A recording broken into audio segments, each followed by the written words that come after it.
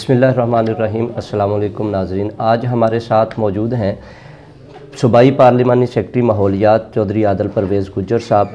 अपने हलके में बहुत ही मुतहर्रक MPA हैं और आवाम के लिए शब रोज़ काम कर रहे हैं। हलके की आवाम इनसे किस कदर मुतमिन है और इन्होंने अपने हलके के लिए जो इक़दामात किए हैं वो कहाँ तक पहुँचे हैं, आज हम उनसे ये जानने की कोशिश करेंगे। चौधरी साहब, हम आपको खुशामदीद कहते हैं और आपका शुक्रिया अदा करते हैं कि आपने अपनी मसरूफ़ियात में से हमें वक्त निकाल के दिया। चौधरी साहब, आपने अपने हलके में बहुत बड़ा एक अमली इक़दाम किया कि आपने इंटरचेंज इस हलके में इस हलके की तरक्की के लिए मंजूर करवाई। तो हम जानना चाहते हैं कि वो काम कहाँ तक जो है वो पहुँचा है। बिस्मिल्लाहिर्रहमानिर्रहीम। सबसे पहले तो मैं शुक्रिया अदा करूँगा शहबाज आपका और आपकी सारी टीम का, जो तांदलियांवाला टेलीविज़न आपने इस इलाके की खुशहाली और तरक्की के लिए जो आपकी शब रोज़ मेहनत है, मैं इंशाल्लाह उम्मीद रखता हूँ कि आप जो इलाके के मसाइल हैं उनको उजागर भी करेंगे और इंशाल्लाह उनको आपकी आवाज़ की वजह से भी हल किया जाएगा और वैसे भी इंशाल्लाह गवर्नमेंट ऑफ पाकिस्तान जो है वो उसे हल कर रही है। अब तांदलियांवाला की जो इंटरचेंज है वो चूँकि हमारे इलाके का एक बहुत बड़ा मसला मैं समझता हूँ है। जो कराची लाहौर मोटरवे गुज़र रही है, ये फैसलाबाद का जो सबसे कम फासला है ये हमारा सत्याना रोड से है। तांदलियांवाला जो जड़ांवाला इंटरचेंज है वो फैसलाबाद से तकरीबन 58 किलोमीटर है। जो समुंदरी इंटरचेंज है वो फैसलाबाद से 53 किलोमीटर है।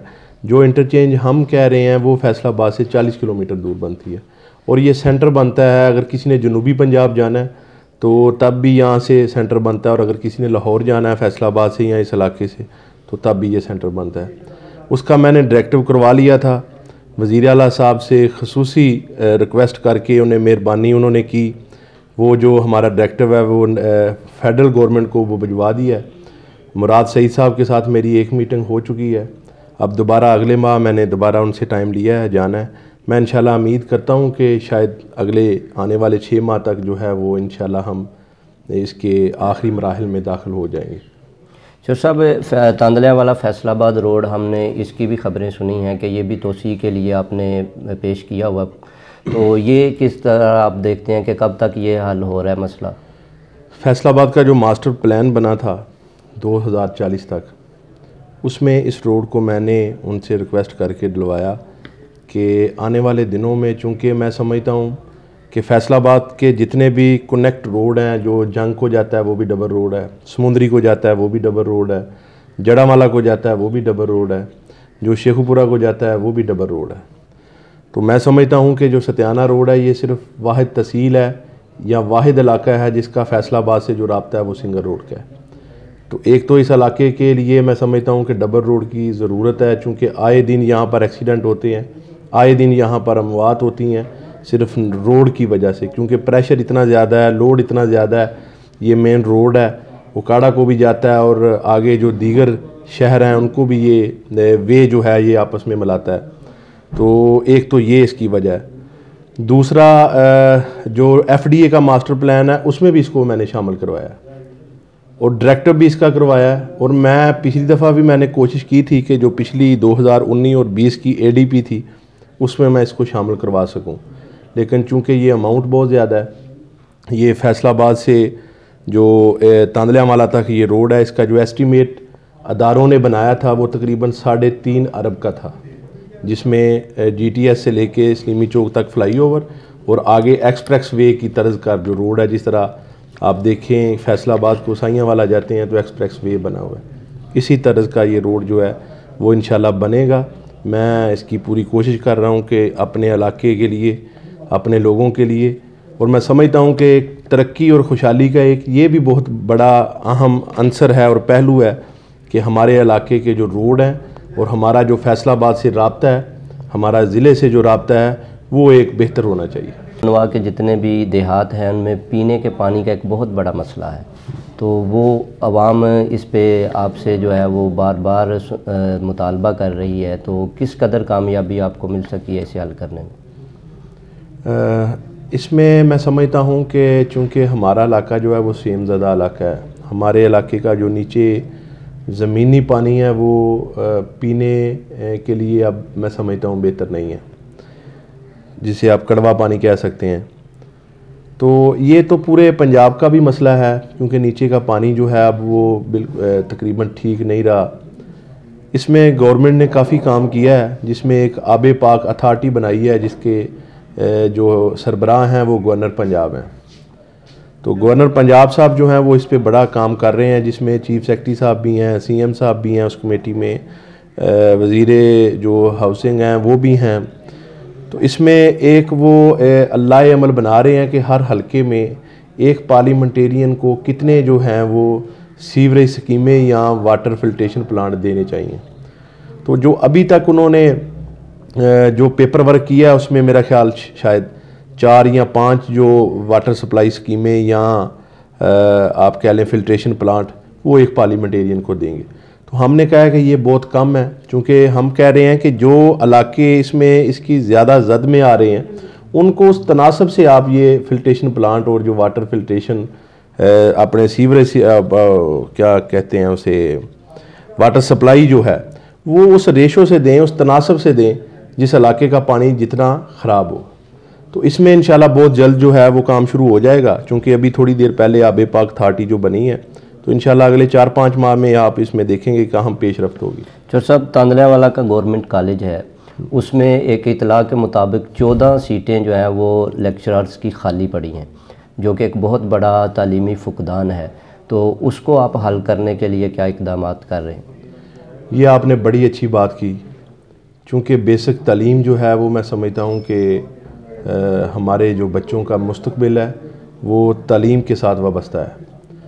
तो तालीम बिल्कुल आपकी बात ठीक है, 14 सीटें नहीं हैं, ये बिल्कुल दुरुस्त है। जब मैं MPA बना था तो मेरे लिए बड़ा लम्हा फ़िक्रिया था कि तांदल्यावाला में कॉलेज जो हैं उनका जो सिस्टम है वो मैं समझ रहा था कि ठीक तरीके से नहीं चल रहा।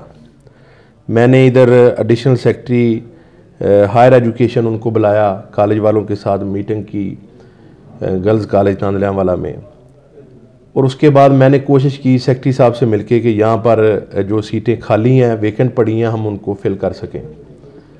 लेकिन अब मसला ये है कि यहाँ पर इस स्टेशन पर लोग आना नहीं चाह रहे। हमारे हलके का एक गांव है 393, वहाँ की एक बच्ची थी, उसके लेक्चरार के आर्डर हुए, तांदल्यावाला तहसील का वो गांव है, लेकिन उस बच्ची ने ज़बरदस्ती जाकर ज्वाइनिंग जो है वो समुंदरी कॉलेज में की।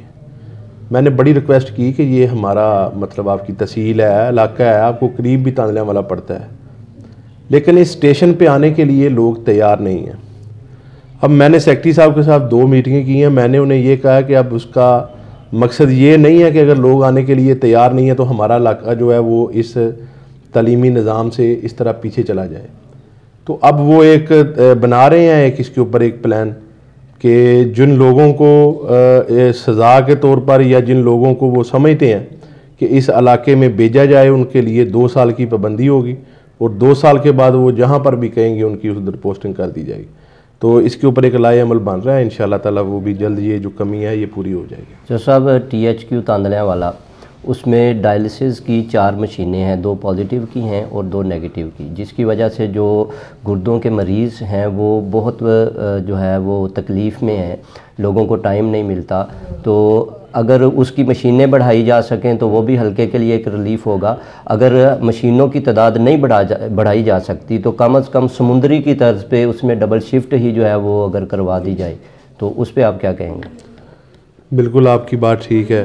हमारे इलाके में जो किडनी प्रॉब्लम है वो बहुत ज़्यादा है, लोगों को डायलिसिस का जो मसला है वो बहुत ज़्यादा है। लोग फैसलाबाद जाते हैं डायलिसिस करवाने के लिए, लोगों को फैसलाबाद में भी चूँकि इतना ज़्यादा लोड है कि वहाँ पर भी अक्सर लोग जो हैं वो प्राइवेट हॉस्पिटलों को और प्राइवेट स्टेशन पे जाके वो डायलिसिस करवाते हैं। इसका मैंने 2 दफ़ा CO एजुकेशन साहब से मैंने मीटिंग की है। उन्होंने कहा था कि हमें सेक्रेटरी प्राइमरी सेकेंडरी हेल्थ से एक नोटिफिकेशन करवा दें, तो हमें कुछ स्टाफ दरकार होगा और उस स्टाफ के साथ हम इसको डबल शिफ्ट जो है वो कर देंगे। उनको मैंने नोटिफिकेशन करवा दिया है, उनके पास वो पहुंच गया है। मैं उम्मीद रखता हूं कि इंशाल्लाह 1 माह के अंदर अंदर डबल शिफ्ट शुरू हो जाएगी। तो साहब, आपने हादसात की बात की रोड पर, तो ये भी देखने में आया है कि जो रोड पर हमारे ड्राइवर हैं उनको प्रॉपर ड्राइविंग ही नहीं आती और ना उनके पास लाइसेंस हैं। तो समुंदरी में चूँकि ड्राइविंग लाइसेंस का ऑफिस बन चुका है, तहसील तांदलियावाला में ऐसा कोई दफ्तर मौजूद नहीं जहाँ पर जो लोग ड्राइविंग सीख सकें और लाइसेंस ले सकें, तो उस पर कोई काम हो रहा है? बिल्कुल आपने ठीक कहा कि ड्राइविंग लाइसेंस जो हैं वो समुंदरी में उसकी ओपनिंग हो गई है, और हम भी इंशाल्लाह कोशिश कर रहे हैं। RPO साहब को कहा है कि तांदलियावाला की आवाम जो है वो उनके लिए भी हमें एक लाइसेंसिंग जो उधर स्कूल है या एक पॉइंट जो है वो हमें भी दिया जाए, और इसके ऊपर हमने भी काम शुरू किया हुआ है, और इंशाल्लाह जल्द जो है हम उम्मीद रखते हैं कि हमारा भी ये इंशाल्लाह जो मामला है ये हल हो जाएगा। जो सब आखिर पर हम आपसे ये रिक्वेस्ट करेंगे कि आप अपने हलके की आवाम के लिए कोई पैगाम देना चाहें। मैं इससे पहले 2-3 बातें करना बड़ा ज़रूरी समझता हूँ, जिसमें हलके की जो डेवलपमेंट है उसके हवाले से। चूँकि मेरा हलका जो है वो 3 तहसीलों पर मुश्तमिल है, समुंदरी, तांदलियावाला और जड़ांवाला। तो जो सेंटर बनता है वो तकरीबन सतियाना बंगला बनता है। अल्हम्दुलिल्लाह सतियाना बंगला को टाउन कमेटी भी बनवाया, तहसील बनाने की भी हम कोशिश कर रहे हैं। सतियाना बंगला का जो एक कॉलेज था वो सिर्फ बिल्डिंग बनी हुई थी, उसको ऑपरेशनल करवाया, वहाँ पर क्लासेस का इजरा करवाया, आगाज़ करवाया। सतियाना बंगला की तारीख़ में पहली दफ़ा गवर्नर पंजाब सतियाना बंगला में तशरीफ़ लेकर आए और कॉलेज का इफ्तिताह किया।